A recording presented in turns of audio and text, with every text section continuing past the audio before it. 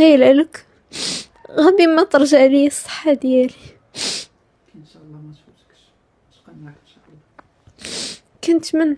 صحاباتك باقي كيجيو يشوفوك؟ كان واحد صاحبتي هي اللي كانت كتلوح ليا لانونس في فيسبوك، ولكن بعيدة في مدينة أخرى. هما الآخرين كل سد طريقه. وليد مسكين كيدير مع المهم. وليد متقاعد كاين في مدينة أخرى. تا هو ما تقبلش الحالة ديالي، ما تقبلش حتى كيجي كيشوفها عاد كيتصدم، عاد كيستوعب الأمر.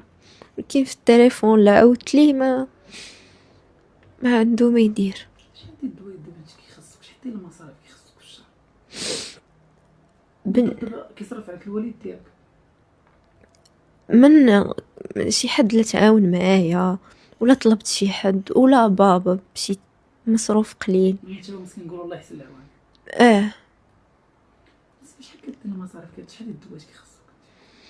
دابا الدوايات ديال الطبيب اللي ما عارفاش شحال كيتسناني، ما عارفاش. شنو طالبين لك يعني باش تعالج؟ شنو كيقول لك باش خاصك دير باش تعالج؟ قال لي تبدا اول حاجه اوسبيتاليزي، قال لي في كلينيك، هادشي اللي قالو، ولا في السويسي ولا في المستشفى العسكري، طلعي داك النقص اللي عندك، حيت ما كناكل ما والو. هادشي اللي قالوا لي.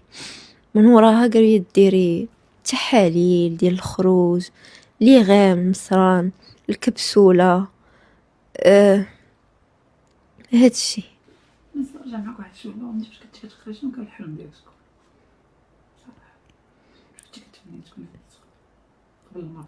نقولها واخا كانوا كيضحكوا عليا ملي كنت صغيره بزاف، كنت كنقول لهم بغيت نكون استرونوت، رائده فضاء، فاش كنت صغيره صافي.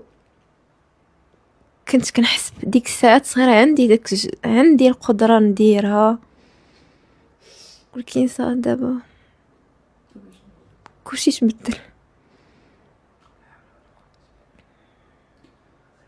المغاربه الناس حنا عندك كيشوفوك في ارض الوطن خارج، شنو غير بغيتهم يشوفوا من حالتي، يتعاونوا